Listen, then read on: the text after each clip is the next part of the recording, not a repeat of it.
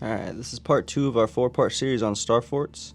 If you haven't seen part 1, go check that out. It's titled Atlantis, the First Star Fort.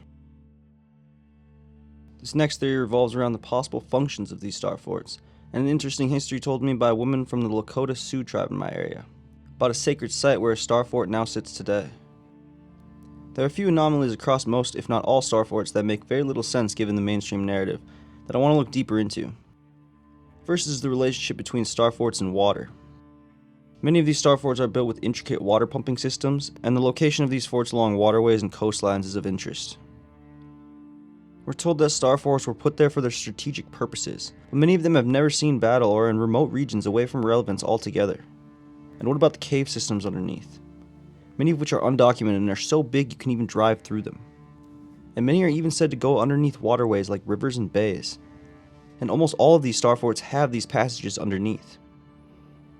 There are also these so-called plugs that we often find in these star forts that are an anomaly all on their own.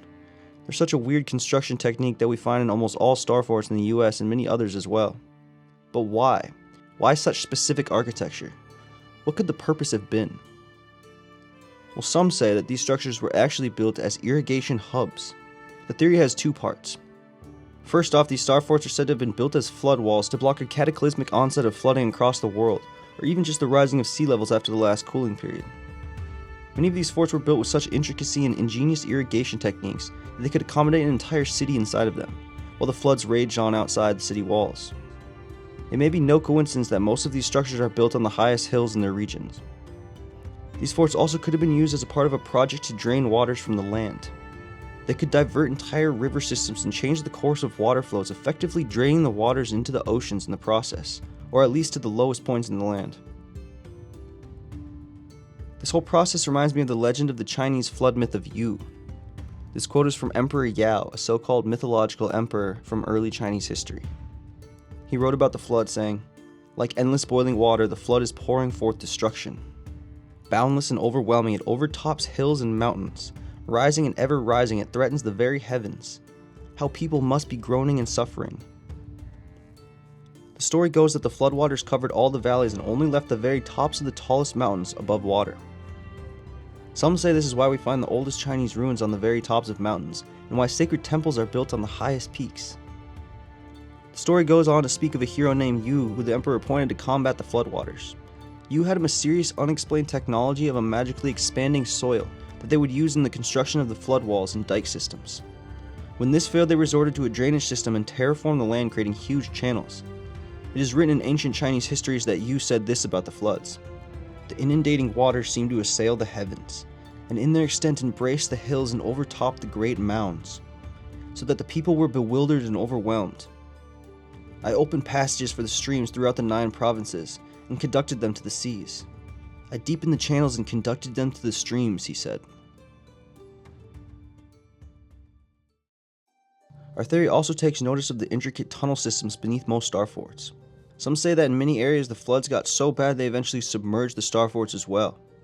And we even see evidence of this today in the form of buried star forts with little explanation around it. And this forced the people living in these star forts to go underground into these cave systems that we know are there today, in most if not all star forts. And this is not even an uncommon practice. Neouers caves in France, Derinkuyu caves and Kai Makli caves in Turkey. There's also stories of many tribes from across North and South America of emerging from caves after a worldwide cataclysm.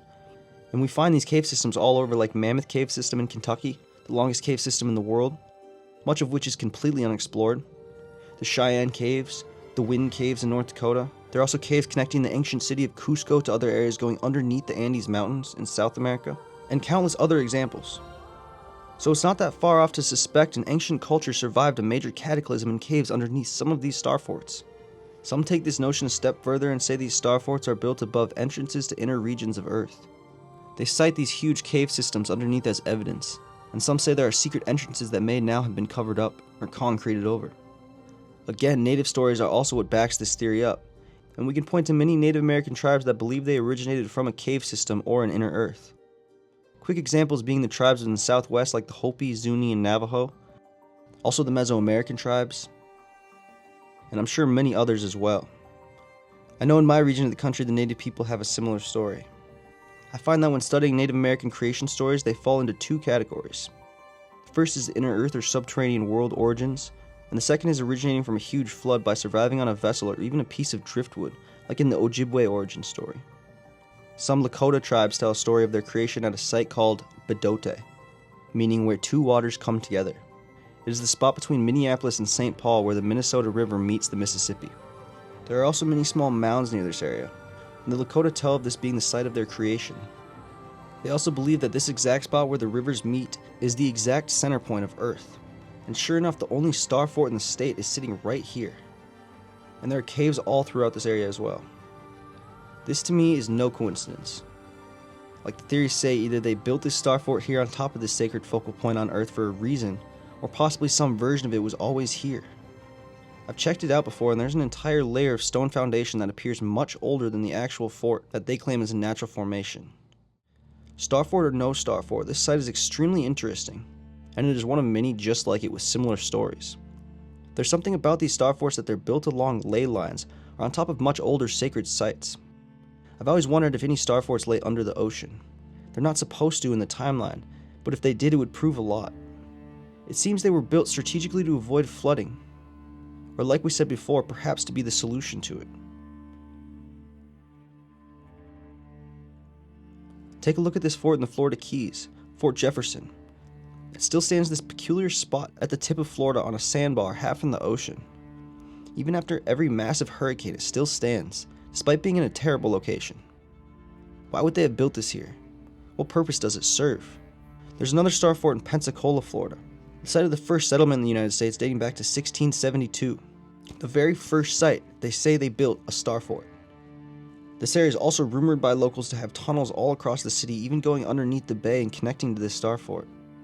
So many weird coincidences, it just starts to unravel everything we know.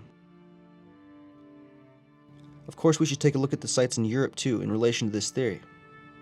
Most European star forts encompass entire cities. They also have very advanced systems of irrigation and waterways.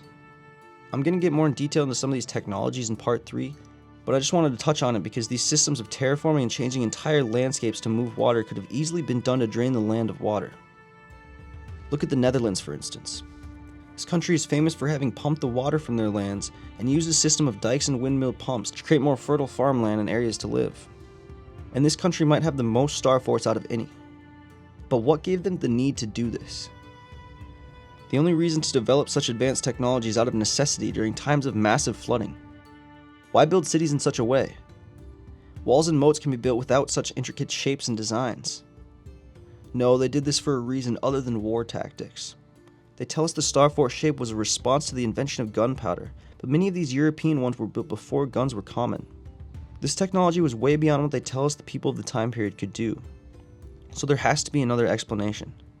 In fact, many star fort cities in Europe don't even have walls. They just have star-shaped mounds around the city. This in no way could stop an invading army, but could be very useful in keeping several meters of water out.